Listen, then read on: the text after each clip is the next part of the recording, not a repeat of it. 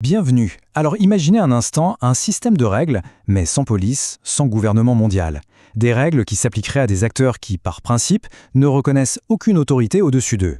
Eh bien c'est ça le paradoxe absolument fascinant du droit international public. Et aujourd'hui, on va plonger au cœur de ces fondations. La question, elle est là, en plein milieu de l'écran. Comment est-ce qu'on fait pour créer des règles du jeu quand les joueurs se considèrent au-dessus de tout? C'est le grand puzzle du droit international. Et pour commencer à l'assembler, il faut une pièce maîtresse, un concept qui va absolument tout changer. La souveraineté. Et voilà la définition qui a mis le feu aux poudres. On est en 1576 et le juriste français Jean Bodin nous dit que la souveraineté, c'est la puissance absolue et perpétuelle d'une république. Absolue parce qu'il n'y a personne au-dessus, et perpétuelle parce qu'elle dépasse les rois et les gouvernements. C'est tout simplement l'acte de naissance de l'État moderne. Mais attention, cette idée, ce n'est pas juste une belle théorie de juriste. Non.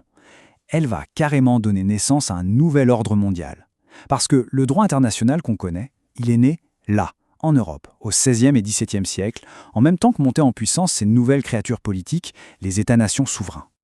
Et ce nouvel ordre, il a été littéralement forgé dans le feu. L'Europe sortait de la guerre de 30 ans, un conflit d'une violence inouïe. Il fallait trouver une solution, une sortie par le haut. Cette solution, ça a été les traités de Westphalie en 1648. Et il faut bien comprendre que ce n'était pas un simple traité de paix. C'était la fondation d'un tout nouveau système de relations internationales. Alors, qu'est-ce qu'ils disent, ces traités? Pour faire simple, ils reposent sur 3 grands piliers. D'abord, on reconnaît officiellement de nouveaux États, comme la Confédération suisse. Ensuite, et c'est majeur pour l'époque, on établit la liberté de religion à l'intérieur des États. Le prince ne peut plus imposer sa foi à ses sujets.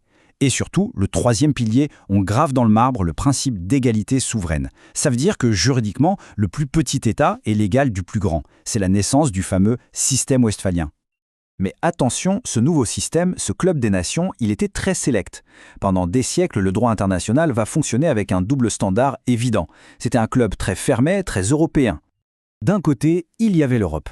Entre eux, les États européens se reconnaissaient comme des égaux. Ils négociaient des règles, des traités. Et de l'autre côté, il y avait le reste du monde. Et là, c'était vu comme un vide juridique, une sorte de Far West légal. Un concept qu'on appelait terra nullius et qui a servi de justification à la colonisation et à l'imposition de traités complètement inégaux. Et ce concept, terra nullius, territoire sans maître, il est absolument central. C'était une fiction juridique, bien sûr, qui permettait de dire que des terres, pourtant habitées, étaient vides et donc disponibles pour la conquête. L'exemple le plus tristement célèbre, c'est la conférence de Berlin de 1884, où les puissances européennes se sont littéralement partagé l'Afrique sur une carte, sans aucun égard pour les peuples qui y vivaient. Heureusement, le système n'est pas resté figé. Au XIXe siècle, on assiste à un changement de fond.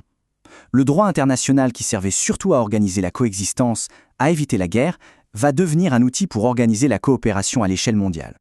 Regardez-moi ce chiffre, plus de 16 000. C'est le nombre de traités internationaux signés en à peine un siècle. C'est juste énorme. Ça montre bien qu'il y a eu une véritable explosion de la coopération juridique. Pourquoi? À cause de la révolution industrielle, du commerce mondial, des nouvelles technologies comme le télégraphe, le monde devenait connecté et il fallait des règles communes. Et cette coopération, elle va s'incarner dans des institutions. On commence par des choses très pratiques, très techniques, des unions pour gérer le courrier, le télégraphe, des conférences pour lutter contre les épidémies, et puis petit à petit, l'ambition grandit. Après le choc de la Première Guerre mondiale, on crée la Société des Nations, puis, après la Seconde, l'Organisation des Nations Unies. Mais, et ça c'est vraiment le point crucial à comprendre, ce système est resté horizontal, il n'est jamais devenu vertical. Il n'y a pas de gouvernement mondial, pas de parlement, pas de police mondiale qui puisse imposer sa volonté. C'est un droit de juxtaposition, pas de subordination. Pensez-y comme une copropriété. Les États sont des voisins sur le même palier. Ils se mettent d'accord sur des règles communes. Ce n'est pas comme le droit national, où l'État est au-dessus et impose ses lois à tout le monde. Et bien sûr, cette structure horizontale, ça pose une sacrée question. Comment est-ce que ces règles internationales, décidées entre États, s'appliquent ensuite à l'intérieur de chaque pays? C'est là que les deux mondes, international et national, se rencontrent, ou se heurtent. Et pour gérer cette rencontre, il y a, en gros, 2 grandes écoles. D'un côté, le monisme. L'idée, c'est qu'il n'y a qu'un seul et même système juridique, donc un traité international ratifié fait automatiquement partie du droit national. C'est la tradition en France, par exemple. Et de l'autre côté, le dualisme. Là, on considère que ce sont 2 systèmes complètement séparés. Pour qu'un traité ait un effet, il doit être transformé par une loi nationale. C'est la logique du Royaume-Uni.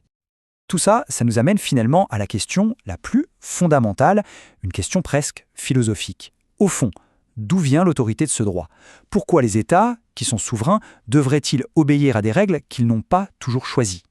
Là encore, deux grandes visions s'affrontent. Pour les volontaristes, la réponse est simple. Le droit est obligatoire parce que les États l'ont bien voulu. Son autorité vient de leur consentement. L'État est le créateur du droit. Mais pour les objectivistes, ce n'est pas si simple. Pour eux, le droit existe parce qu'il doit exister, parce qu'il y a une nécessité sociale, une morale supérieure. L'autorité vient d'ailleurs. Et dans cette vision, l'État ne crée pas le droit, il y est soumis. Évidemment, un système aussi particulier a toujours été la cible de critiques, parfois très virulentes. Des critiques qui posent une question simple mais brutale. Est-ce que tout ça, c'est vraiment du droit? Pour les penseurs du courant réaliste, par exemple, le droit international n'est qu'un habillage. Au final, seul compte la puissance militaire et l'intérêt national. Pour les marxistes, c'est un instrument de domination, un outil des puissances capitalistes pour maintenir l'ordre mondial qui les arrange. Et pour des critiques plus radicaux, comme Carl Schmitt, c'est tout simplement le langage hypocrite des vainqueurs qui parle de droit pour masquer leur domination. Alors que retenir de tout ça? Que malgré ses faiblesses, ses échecs, ses imperfections, eh bien, le système existe, il est là. On est passé d'un simple mécanisme pour éviter que les puissances européennes ne s'entretuent à un cadre de coopération mondiale incroyablement complexe et de plus en plus institutionnalisé. Alors, pour finir, le droit international, c'est quoi? Est-ce que c'est juste le langage de la puissance, un outil de plus dans le jeu des nations? Ou est-ce que ça représente un véritable espoir, l'ébauche d'une communauté mondiale, un idéal vers lequel on continue de tendre? La vérité, comme souvent, se trouve probablement quelque part entre les deux.